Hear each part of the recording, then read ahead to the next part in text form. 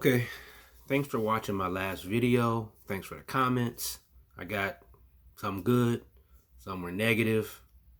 A lot of people didn't like the things I had to say, particularly the theoretical name calling.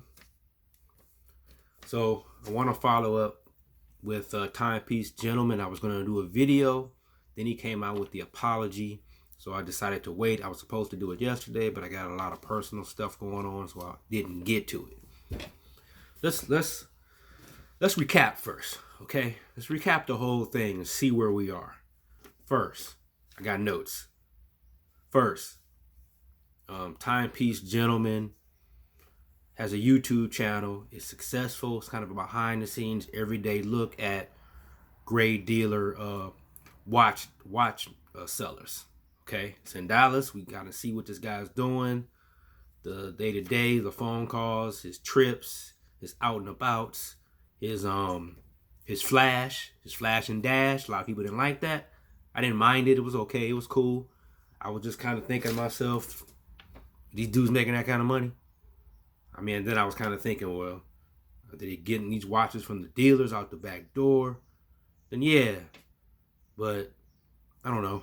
Whatever. I don't think that deep into stuff. It's entertainment for me. That's all it is. It's just pure entertainment. I like Rolexes. I like, luxury goods. I like to watch content on it, read about it. I want more. I think about my life and my journey and the mistakes I made, which I'm going to cover on future videos, So that's the first part. Second part, he's doing his thing. He's entrenched in the watch community online. People know him. You see him in other videos. He's interacting with other great dealers, people that's well known. He's kind of going back and forth with Archie a bit. It's all good. It's kind of fun. You know what I'm saying? Then he goes dark. He goes dark. Kind of impromptu. It was kind of a thing that hit the watch community pretty quick. Went around. I think I was watching a video when that news sort of went quote unquote viral. That this dude had kind of packed up. So there's a lot of speculation, a lot of videos made behind that to see exactly or trying to guess exactly what's going on.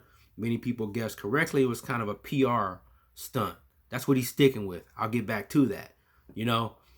Roman and those guys made a video, I think, a little bit prematurely.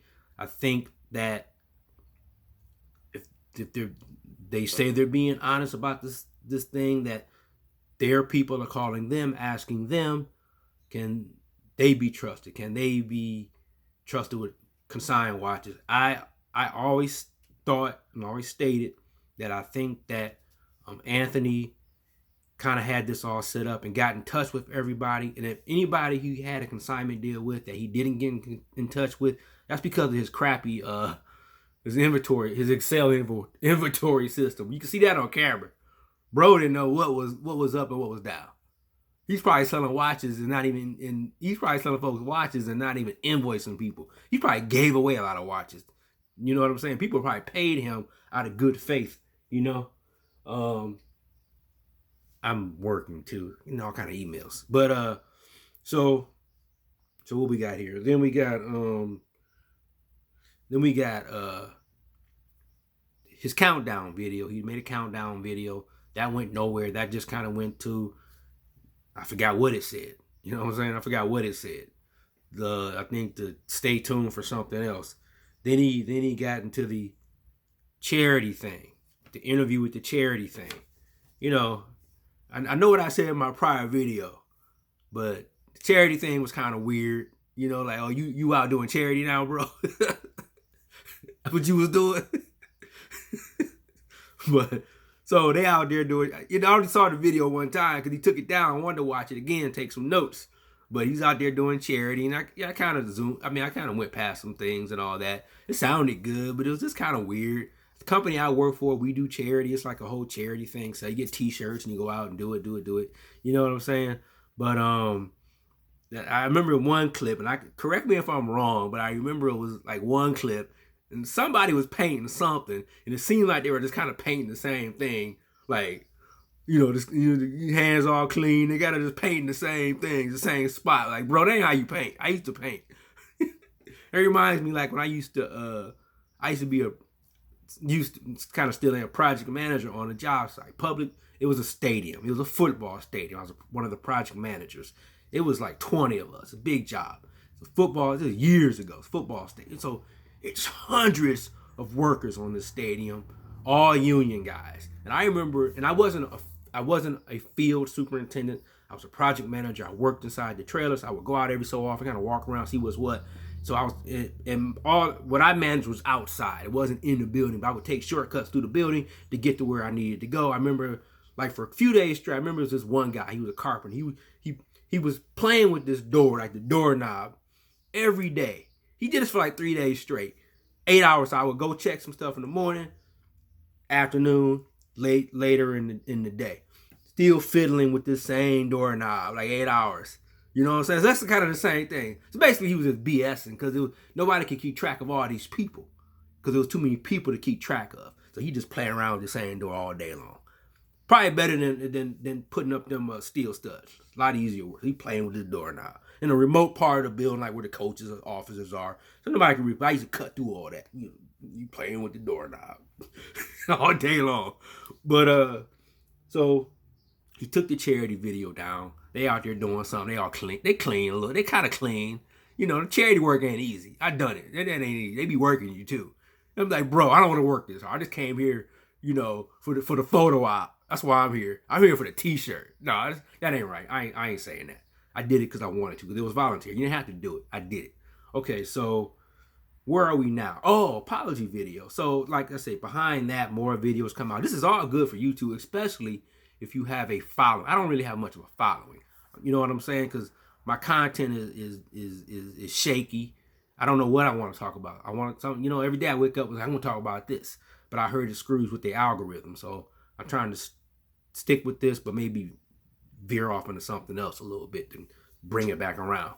But apology video, I watched it one time. I watched it again. So he named some names, he say, I guess this had an effect on the gray market. People were worried. Can you trust these guys? It is the gray market. You know what I'm saying? And so it's apology videos behind that. Archie made a video. So that's where we are now. You know what I'm saying?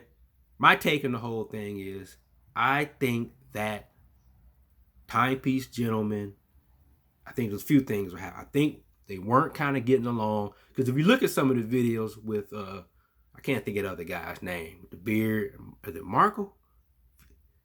He's like, so he looked like Mike Tyson when Mike Tyson would rob and get you like this. He looked kind of weird, like bro, what's up, man? Smile, do something. You on the comeback. But I think that there were some disagreements. I've worked for a company that blew up fast. Things go crazy when you start just blowing up. Everybody starts hating each other. Everybody starts disliking, start pointing fingers. Things get lost in the shuffle. So I think there was disagreements amongst all them. The employees are kind of caught in the middle. They take sides of who they like the most.